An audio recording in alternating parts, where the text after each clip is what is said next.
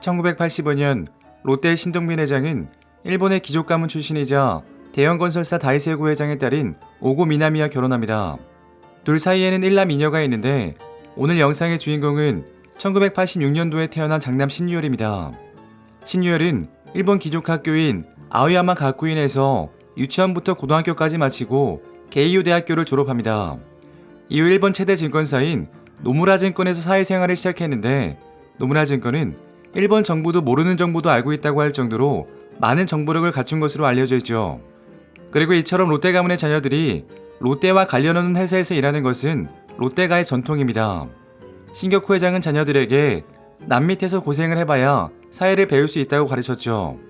그리고 신유열은 미국으로 건너가 컬럼비아대에서 MBA 과정을 마친 후 다시 노무라 증권으로 복귀했으며 2020년 퇴사할 때까지 싱가포르 지사에서 일했다고 전해집니다. 이후 일본 롯데의 부장으로 입사했는데 이 모든 경로는 아버지 신동민 회장의 삶과 아주 유사합니다.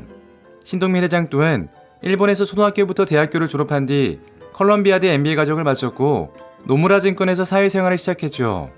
이후 일본 롯데 상사의 부장으로 입사했고 1990년 호남 석유화학 상무로 들어가며 2세 경영 수업에 들어갑니다. 신유열 역시 롯데케미칼에 입사했는데 롯데케미칼 합류 시기도 아버지와 매우 비슷합니다.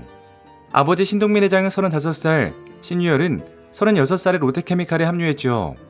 그리고 신유열이 일본인 여성과 결혼했다는 점도 아버지 신동민 회장의 뒤를 밟고 있습니다. 신유열은 2015년 일본 여성인 시게미스 아와야 결혼식을 올립니다. 둘은 MBA를 하며 만났다는 보도가 나오기도 했지만 이는 사실이 아니고 노무라 증권에서 만났다고 합니다.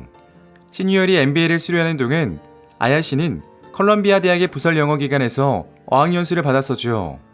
그녀와 함께 수업을 들었던 일본인 A 씨는 그녀에 대해 이렇게 기억합니다. 친절하고 사랑스러운 사람이었다. 지각이나 결석을 한 번도 하지 않았고 성실하게 수업에 참여하는 모습이 인상적이었다. 그리고 이 부부의 결혼 피로연은 국내에서도 화제가 되었는데 한일 양국의 유명 인사들이 참여했기 때문이죠. 일본의 아베 신조 총리, 모리 요시르 전 총리 등 일본 정계의 거물들이 참석합니다. 이날 아베 총리는 축사를 하는 등 2시간 동안 피로연을 즐긴 뒤 자택으로 돌아갔는데 한 참석자는 이에 대해 이렇게 말했었죠. 아베 총리는 오랜 친구인 신 회장의 장남 결혼을 매우 기뻐했고 유쾌하고 즐거운 시간을 보냈다. 한국 재계에서는 이재용 삼성전자 회장, 김윤 삼양홀딩스 회장, 이육열 코오롱 회장 등이 참석했죠. 이처럼 롯데가의 화려한 피로연은 일본에서도 화제였는데 현지 총리가 재계 총수 자녀의 결혼식 피로연에 참석하는 일은 일본에서도 흔한 일이 아니었기 때문입니다. 일본의 최대 시사 주간지는 아베 수상도 참석한 롯데 결혼 피로연에 달려간 인사들이라는 제목의 기사를 통해 신유열의 결혼 피로연을 크게 보도했죠. 기사 내용에서는 아키오 회장의 부름에 일본 정치의 거물들이 득달같이 달려왔다. 한국에서는 롯데가 일본 기업이냐 한국 기업이냐는 논란이 있었고 신동민 회장은 한국 기업이라고 선언했다.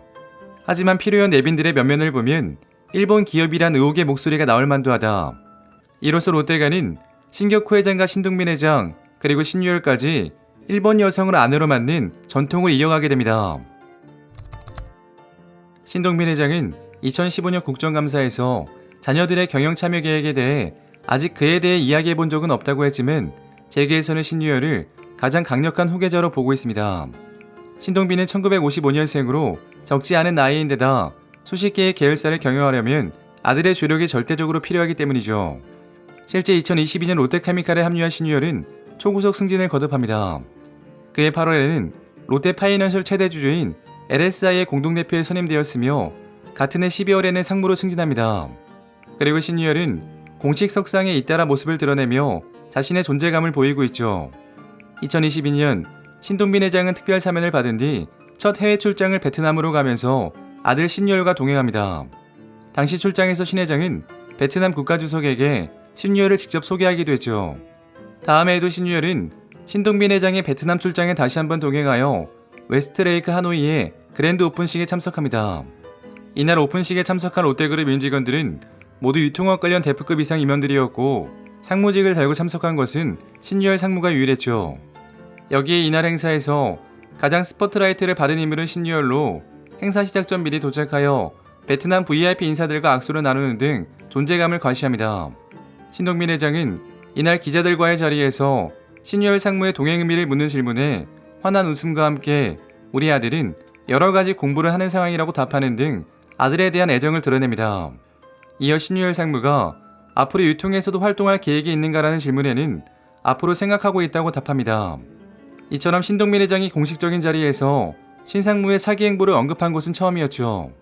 그리고 웨스트레이크 하노이는 롯데그룹의 초대형 상업 복합단지로 계열사의 역량을 총동원했다고 합니다.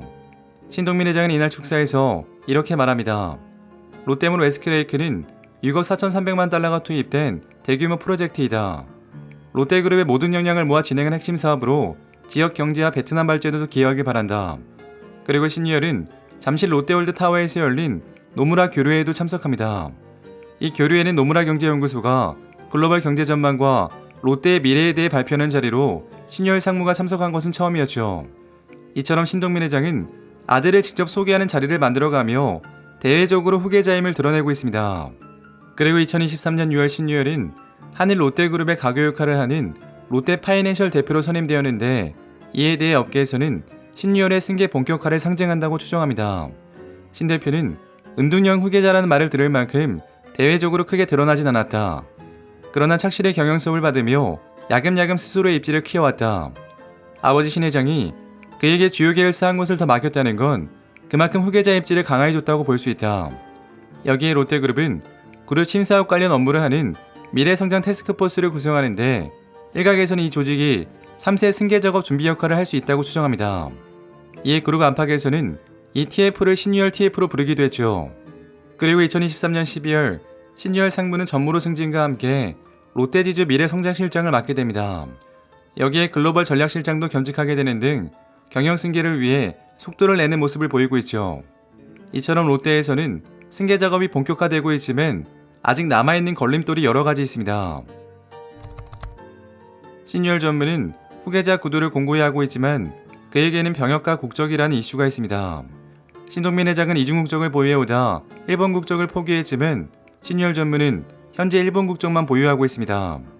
일본 국적의 신 전무는 병역 의무가 해제되는 38세 이후 특별기아 등의 방식으로 한국 국적을 취득할 가능성이 높습니다. 신 전무의 나이가 38세가 되는 시점은 2024년도로 이 시기에 맞춰 한국 국적을 취득한다는 예측이 지배적입니다.